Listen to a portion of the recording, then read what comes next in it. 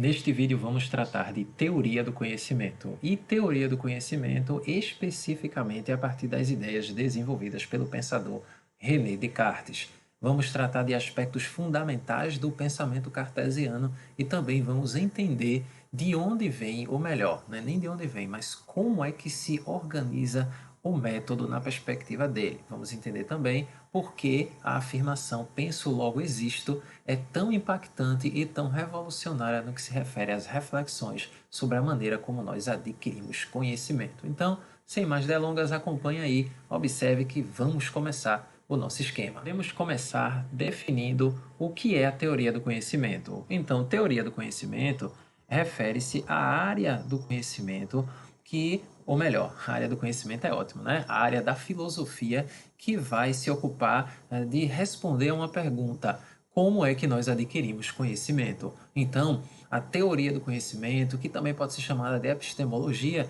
se ocupa de desvendar uma pergunta fundamental: como chegamos à verdade? Ou ainda, como é que nós adquirimos o saber que a gente tem? Como nós adquirimos, como é que nós aprendemos, como é que esse conhecimento ele chega até nós, se é que ele chega?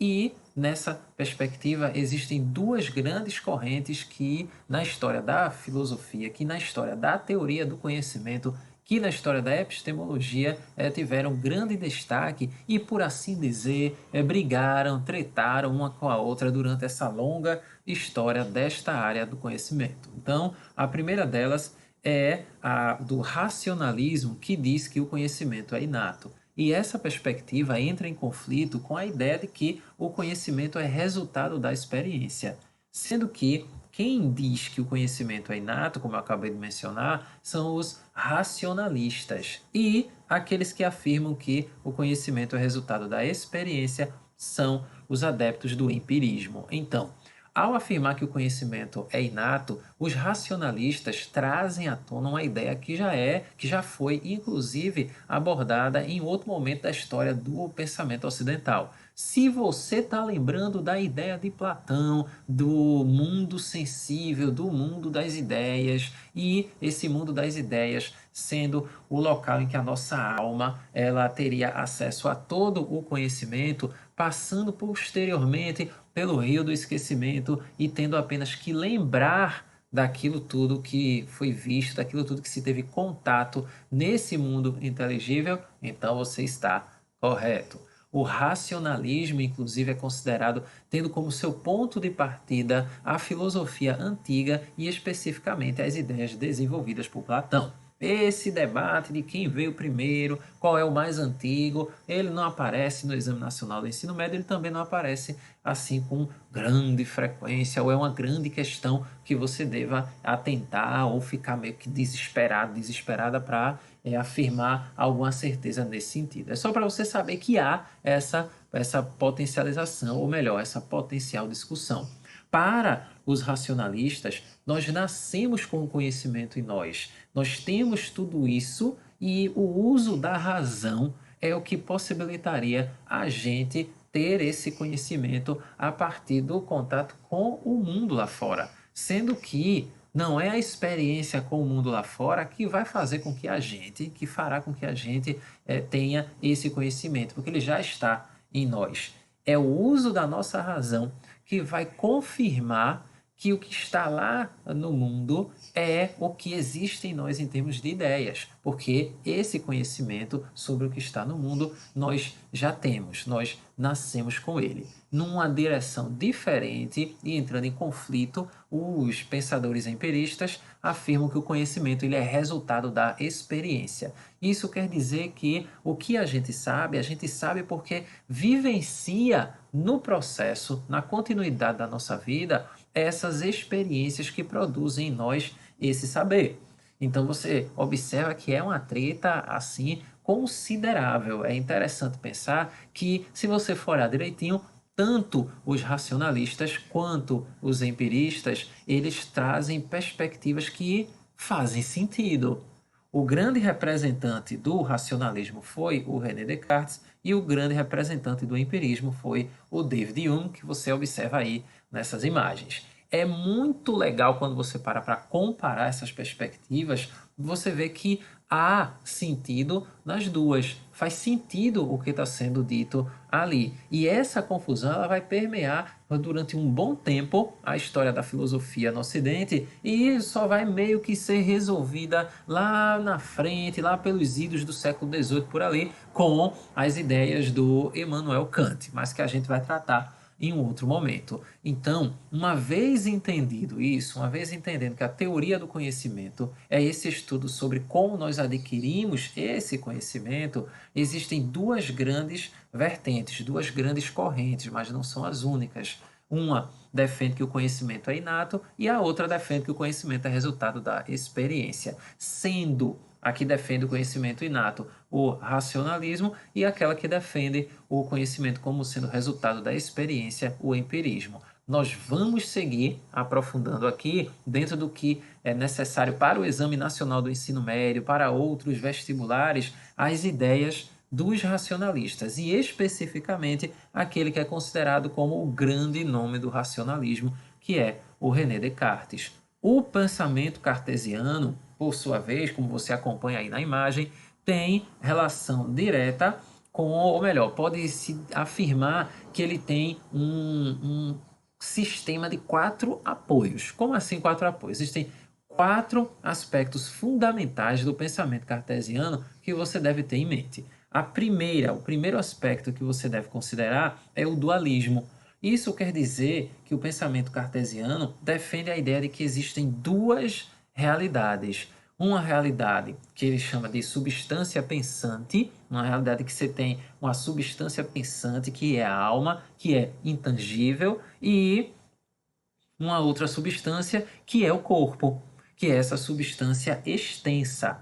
Então, para o Descartes, duas realidades que estão ligadas a duas substâncias, uma substância pensante e uma substância extensa. Uma substância que é intangível, que você não pode tocar, mas sabe que existe, que é a alma, que está ligado ao ato de pensar, e você tem a substância extensa, essa que existe, essa que tem a característica da tangibilidade, que é o próprio corpo. Então, para Descartes, existem duas realidades: a realidade da alma e a realidade do corpo, a realidade do pensamento e a realidade dessa extensão que nos cabe, do nosso corpo, e como o corpo está em contato com o mundo e os nossos sentidos eles podem nos enganar, então o corpo, as percepções do corpo, elas não devem ser levadas em grande consideração. Além do dualismo, o pensamento cartesiano, ele traz como característica, como aspecto fundamental, o idealismo. O que é que isso quer dizer? Isso quer dizer que, para Descartes, o intelecto é o único princípio do conhecimento.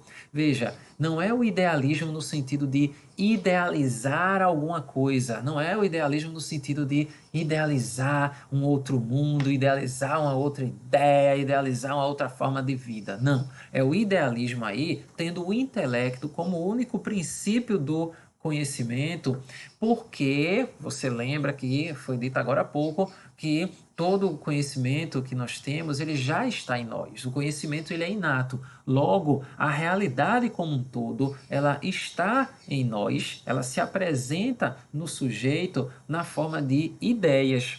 Ou seja, tudo o que nós precisamos é saber, a gente sabe utilizando o intelecto e não considerando esses aspectos da sensação, esses aspectos dos sentidos. Então você vai ter um corpo, certo? Que tem uma alma e que o intelecto que este corpo apresenta vai carregar em si essa realidade na forma de ideias, e não no sentido da criação de algo na nossa mente, porque nós não criamos na nossa mente, a nossa mente já carrega esse conhecimento. Por isso que o pensamento cartesiano ele é idealista, mas não no sentido de imaginar, não no sentido de idealizar, mas sim porque nós já temos essas ideias em nós, e o raciocínio e o intelecto é o que vai possibilitar a gente confirmar o que há no mundo, que o que há no mundo, no final das contas, existe ou deve existir a partir da confirmação do que nós já temos em nós no que se refere às ideias. Além disso, além do idealismo, vamos ter também o subjetivismo. O subjetivismo no pensamento cartesiano está ligado à defesa de quê? A defesa de que o pensamento encontra no sujeito os critérios para a verdade. Veja, não é uma apropriação subjetiva da verdade que vai levar as pessoas a dizer assim, cada um entende o mundo de um jeito.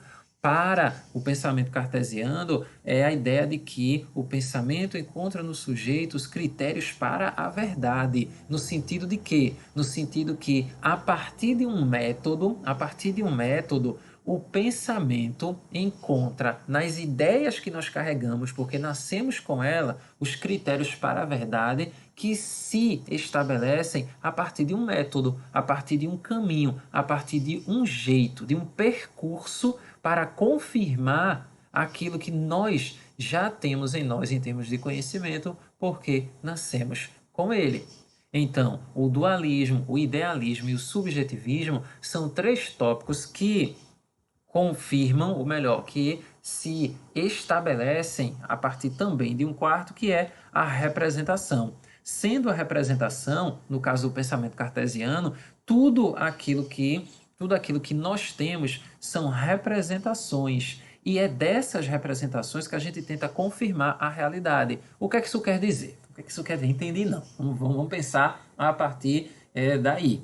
Veja, se o pensamento cartesiano afirma que tudo que se tem são representações e dessas representações se tenta confirmar a realidade, significa que, como eu já tenho conhecimento em mim, porque eu nasci com esse conhecimento, então eu vou utilizar o meu pensamento, eu vou utilizar meu intelecto para, a partir dessa representação que eu já tenho, confirmar a realidade. Tudo que a gente tem são representações. Tudo que a gente tem são representações, são essas ideias sobre o mundo que nasceram conosco e que a gente vai utilizar o nosso raciocínio, a gente vai utilizar o nosso intelecto, a nossa razão, para confirmar o que já está dentro de nós em termos de ideias. Essas representações já estão em nós. O que o nosso raciocínio vai fazer é confirmar essa realidade. Ele vai confirmar na realidade a representação que nós já carregamos na nossa mente, que nós já carregamos, por assim dizer, na nossa alma. Uma vez entendido isso, chega nessa perspectiva da teoria do conhecimento cartesiana o que seria essa busca pela verdade. Essa busca pela verdade é a busca pelo que não pode ser questionado, por aquilo que existe sem nenhuma dúvida. Lembre, o pensamento cartesiano é o pensamento que vai buscar a verdade inquestionável, a verdade sobre a qual nenhum tipo de questionamento pode se aproximar. É como se você tivesse uma armadura ali, porque você chegou naquilo que é inquestionável. Só que nesse processo de busca da verdade, Descartes vai trazer à tona a ideia de que a gente tem que duvidar de tudo. A gente não pode acreditar nas coisas e, nesse processo de dúvida generalizada, o Descartes expõe que nós devemos duvidar dos nossos sentidos, coisa que a gente consegue compreender a partir de uma pergunta fundamental, a partir de uma pergunta crucial. Então, chega aí, deixa eu te perguntar assim, de boa, só eu e você. Acompanhe, chegue perto, chegue perto. Você confiaria em alguém que já te enganou alguma vez? Se a sua resposta for não, então você concorda com Descartes. O que é que Descartes está dizendo? Por que a gente tem que duvidar dos sentidos? Se você em algum momento da sua vida já ouviu alguém chamar o seu nome, procurou e não achou, você se enganou.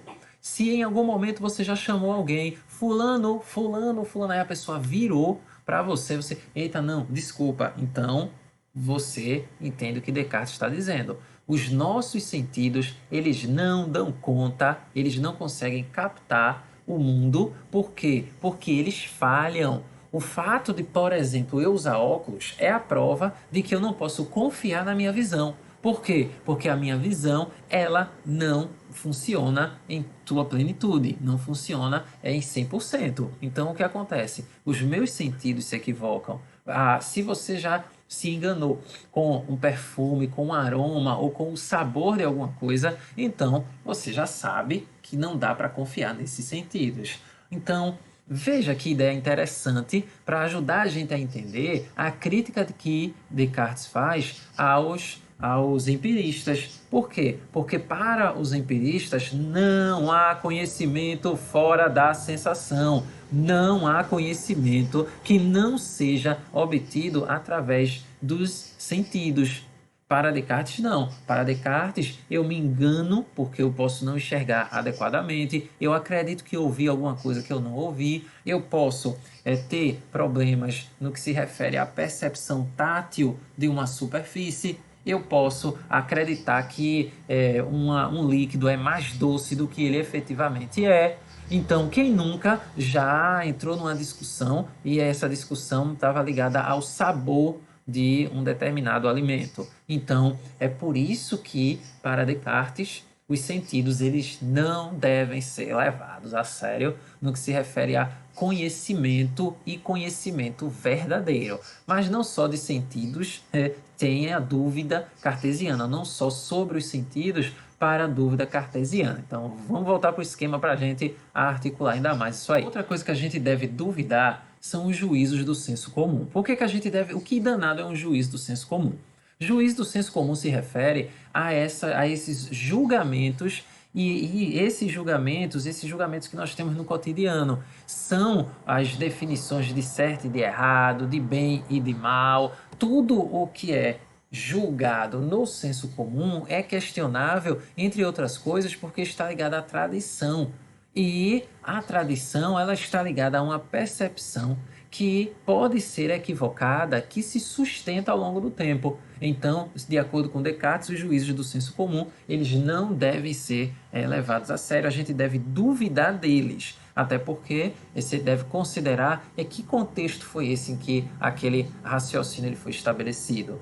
Há a necessidade de um critério aí, há a necessidade de um método e de, a partir desse método, definir precisamente aquilo de que se está adiante. Além dos juízos do senso comum, para o pensamento cartesiano, a gente deve considerar que as falas de autoridades, com aspas aí, elas também devem ser questionadas. Por quê? Porque atribuir esse poder, atribuir esse sentido de verdade àquilo que está sendo dito por uma autoridade é também não utilizar a razão, é também não utilizar o raciocínio. Então, quando se trata de duvidar das falas das autoridades, das supostas autoridades, das pessoas que discursam a partir desse lugar de saber, quando inicia-se esse processo de dúvida, é porque a gente deve entender, ou pelo menos procurar saber, qual foi o caminho que aquela suposta autoridade percorreu para fazer uma afirmação daquela natureza. Então, não é porque o fulano está falando em nome de que o que ele está falando é verdade. E isso é bem diferente de uma prática muito comum nos últimos tempos, e principalmente no Brasil, de duvidar, de negar o que um especialista está dizendo baseado no que o próprio indivíduo acha. Então, eu discordo de fulano porque do doutor fulano, do especialista, porque eu acho que é assim. Gente, Descartes ia se revirar provavelmente no túmulo ou ia ter um ataque diante de uma atitude como essa. Por quê? Porque na perspectiva cartesiana, aquilo que é questionado, aquilo que é duvidado, aquilo que é colocado em xeque em sua sustentabilidade deve estar ligado a um método que exponha todo um percurso de dúvida e todo um percurso de formalização daquele saber. Além da fala de autoridades, segundo Descartes, a gente deve duvidar inclusive dos nossos próprios raciocínios. A gente tem que duvidar dos nossos próprios raciocínios, porque muitas vezes os nossos raciocínios eles podem estar sustentados em falas de autoridades, em juízos de senso comum, ou ainda no conhecimento que os nossos sentidos aparentam trazer para nós. Então, nós podemos nos enganar. Daí a importância de questionar, inclusive, a maneira como nós pensamos sobre alguma coisa. É importante também ter em mente que quando a gente fala do conhecimento e dessa busca pela verdade, na perspectiva cartesiana, o mundo e o corpo também são alvo desse questionamento. Por quê? Porque o nosso corpo apresenta para nós um conhecimento que está ligado inevitavelmente aos sentidos. Olhos, ouvidos, boca e nariz, cabeça, ombro, joelho e pé. Você complementa a canção assim automaticamente, provavelmente ela vai ficar aí reverberando na sua caixa craniana. Mas por quê? Porque olhos, ouvidos, boca e nariz se enganam.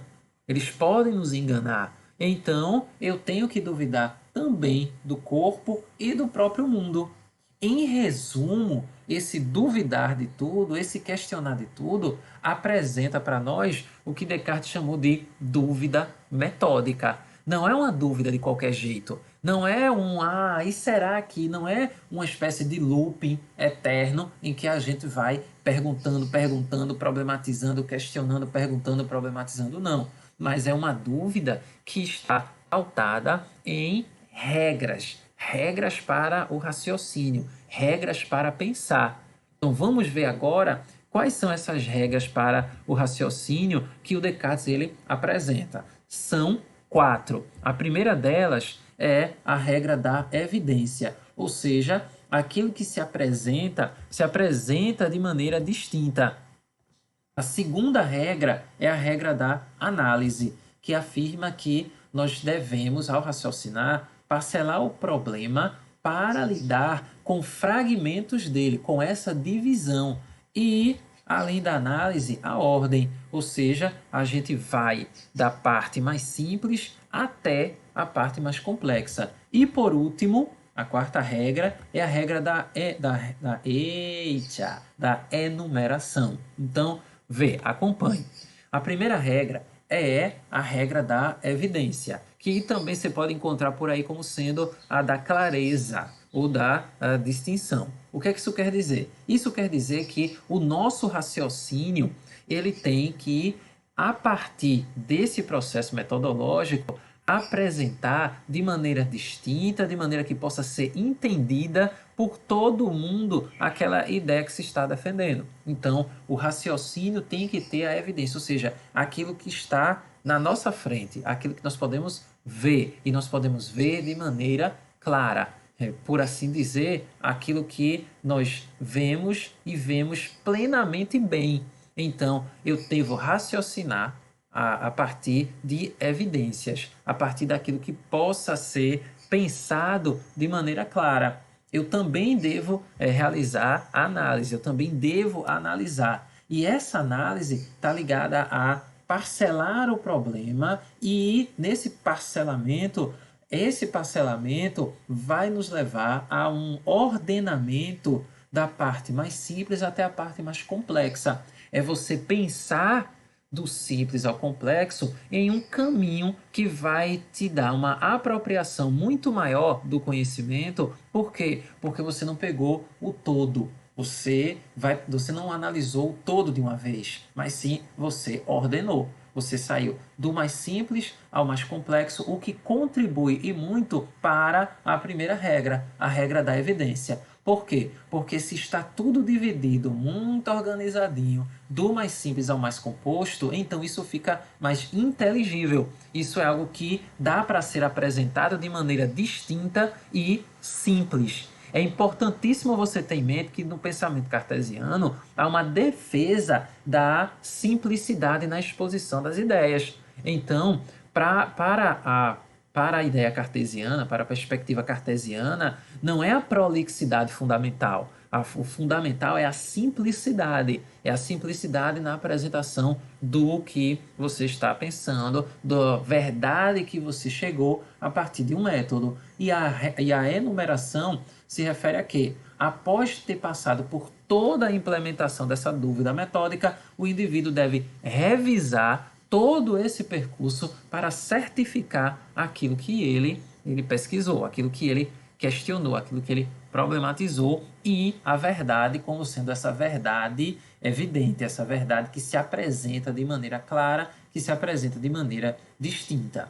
Uma vez tendo em mente essas 4 regras do raciocínio que o Descartes apresenta para nós, o que é fundamental, o que é que a gente pode concluir a partir daí? A gente pode concluir a partir daí que a questão toda, tá, para o pensamento cartesiano é que nós devemos pensar de maneira organizada, que nós devemos, utilizando essas 4, nós podemos, a partir da utilização dessas 4 regras do raciocínio, atingir a verdade. A gente poderia pensar em uma metáfora para isso, que seria a metáfora da cebola. Então, imagine, você corta a cebola e você tem os anéis de cebola. Para cada dúvida tirada, você tem uma camada a menos, um anel de cebola a menos, até você chegar em quê? Até você chegar no menor anel de cebola. Esse último anel de cebola, aquele assim, geralmente mais pequenininho, se você já entrou em contato com a cebola e saiu tirando aqueles anéis, pronto. Esse último anel é a verdade. Então, é você, através de um método, seguindo essas 4 regras do raciocínio, que se vai chegar à verdade de acordo com o pensamento cartesiano. E é nesse processo que se chega ao cogito ergo sum, a frase clássica cartesiana, que é o penso logo existo. Esse penso logo existo do Descartes está ligada a um processo que ele mesmo evidenciou, que a gente vai ter contato com esse trecho aí, ó. A existência, ela se confirma pelo pensamento. Por quê? Porque nesse percurso todo de questionamento, de duvidar de tudo, o que é que vai se apresentar para nós? Vai se apresentar para nós uma pergunta: e eu existo? Será que eu não estou sendo enganado? Será que não existe um gênio maligno? Inclusive, isso é algo que o Descartes apresenta para nós. Será que não existe um gênio maligno que pode estar me enganando e me fazendo acreditar em algo que não é verdadeiro? E aí, se Descartes apresenta esse temor de uma enganação, é também para que a gente possa ter acesso a uma das verdades fundamentais que o Descartes apresenta, que a gente não consegue diferenciar quando nós estamos acordados e quando nós estamos dormindo. A maior prova disso é que você provavelmente já se acordou com um medo terrível de estar caindo. Ou ainda, você já se acordou com aquela sensação maravilhosa de estar fazendo algo muito bom, algo que te dá muito prazer. Você acorda e fica frustrado, por quê? Porque você está na sua cama ali e tal, na sua cama que você conhece de todos os dias. Então, o uso da razão é fundamental para que a gente consiga superar essas percepções de mundo que são incrivelmente falhas. Só que nesse caminho, nesse percurso de dúvida metodicamente organizada, Descartes começou a se questionar: será que eu existo mesmo? E veja o que ele mesmo escreve no texto dele, escreve no livro dele. Enquanto eu queria assim pensar que tudo era falso, cumpria eu que pensava fosse alguma coisa. E notando que esta verdade, eu penso, logo existo, era tão firme e tão certa que todas as mais extravagantes suposições dos céticos não seriam capazes de abalar. Ou seja, o processo de reflexão sobre si é o que garante a existência, porque tudo o que pensa existe. Segundo o pensamento cartesiano, se chega aí em quê? Ao fato de que o eu seria um ser pensante. E é exatamente porque nós pensamos, e é exatamente porque nós podemos pensar sobre o nosso próprio pensamento que nós existimos, superando a sensação, superando inclusive esse gênio do mal que nos faria acreditar naquilo que não se deve crer, ou naquilo que não se sustenta, aquilo que não consegue sobreviver a um processo de questionamento, a essa dúvida metódica. Então, basicamente é isso que é importante saber acerca do pensamento desenvolvido pelo Descartes. Se você gostou desse vídeo, inscreva-se no canal, ative o sininho para receber as notificações, espalhe a palavra da filosofia nos seus grupos de estudo e o mais importante, experimente pensar.